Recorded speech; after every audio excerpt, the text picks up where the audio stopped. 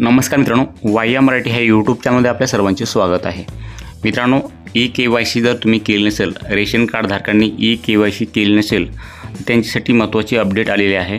कारण की ई-KYC जर तुम्ही केली नाही रेशन कार्डची, तुमचं रेशन धान्य मिळणं तुम्हाला बंद होईल आणि त्याची शेवटची तारीख पण जवळ आलेली आहे। शेवटची तारीख एकदम अंतिम मुदत जी आहे ती तुम्हाला सांगणार आहे आणि तुम्ही ई-KYC तुमच्या घरातील मंडळीची तुम्ही घरी बसल्या करू शकतात। तुमची पण ई-KYC करायची असेल तुम्ही घरी बसल्या तुमच्या मोबाईलच्या माध्यमातून करू शकतात।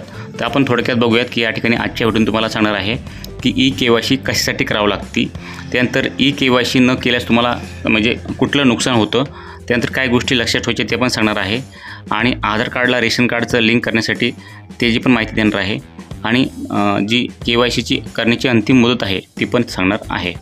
तर या ठिकाणी पहा मित्रांनो, दिलेल्या मुदतीस ई-KYC न केल्यास रेशनचा लाभ बंद करण्यात येणार आहे। म्हणजे तुमचं जे तुम्ही KYC जर केलं नाही अंतिम मुदतीच्या तारखेच्या अगोदर, तर तुमचा रेशन जो लाभ भेटतो, तुम्हाला जे धान्य भेटतं ते तुम्हाला त्या ठिकाणी धान्य भेटणार नाही आहे। चला मित्रांनो, उशीर न करता व्हिडिओला डायरेक्ट सुरू करूयात। तर तत्पूर्वी तुम्ही चॅनलवरती पहिल्यांदा असाल तर चॅनलला सबस्क्राईब करा, म्हणजे अशाच रेशन कार्डच्या नवीन आपले माहितीविषयी तुम्हाला चॅनल म्हणजे पाहायला भेटतात। तर या ठिकाणी पहा मित्रांनो, पहिल्यांदा जे आहेत आपण बघूयात की शिधापत्रिका ई-KYCसाठी मुदतवाढ दिलेली आहे। तर ई-KYC कशासाठी करायची, तर ई-KYC कशासाठी करता आपण बघूयात। तर या ठिकाणी पहा, ई-KYC जी आहे ती तुम्हाला रेशन कार्डवर मिळणारे लाभ सुरू राहण्यासाठी ई-KYC करावी लागते। म्हणजे तुमचे रेशन कार्डवर मिळणारे लाभ सुरू ठेवण्यासाठी ई-KYC करणे अनिवार्य आहे। त्यानंतर फक्त पात्र कुटुंबांनाच अनुदानित अन्नधान्य मिळेल हे सुनिश्चित करण्यासाठी। आणि त्यानंतर पहा, ई-KYC न केल्यास काय अडचणी येऊ शकते, तर या ठिकाणी पहा, ई-KYC न केल्यास लाभार्थ्यांना रेशन मिळू शकणार नाही आहे। रेशन कार्ड निष्क्रिय देखील होऊ शकते।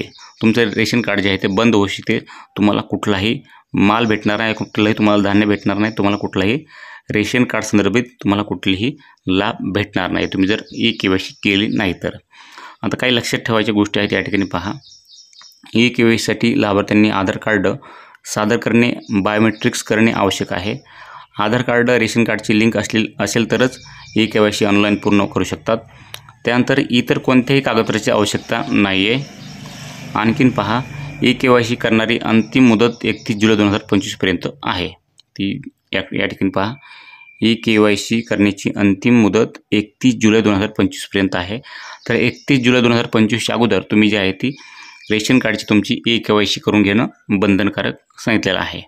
तर अशा प्रकारे तुम्हाला ई-KYC करून घ्या।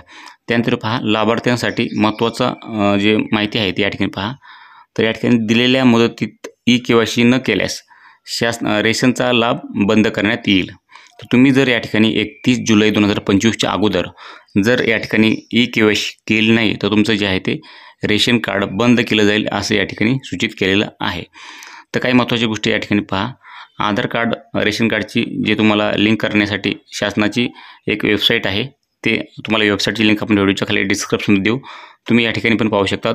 rcms.mahfood.gov.in ही वेबसाईट आहे, यावर तुम्ही आधार कार्ड रेशन कार्डची लिंक करू शकतात। तुम्हाला तसं नसेल जमत तर या ठिकाणी तुमचं शिधावाटप कार्यालयात जाऊन आधार कार्ड लिंक करू शकतात। आपल्या रेशन कार्डची ई-KYC आपण खालीलपैकी 2 प्रकारे करू शकता।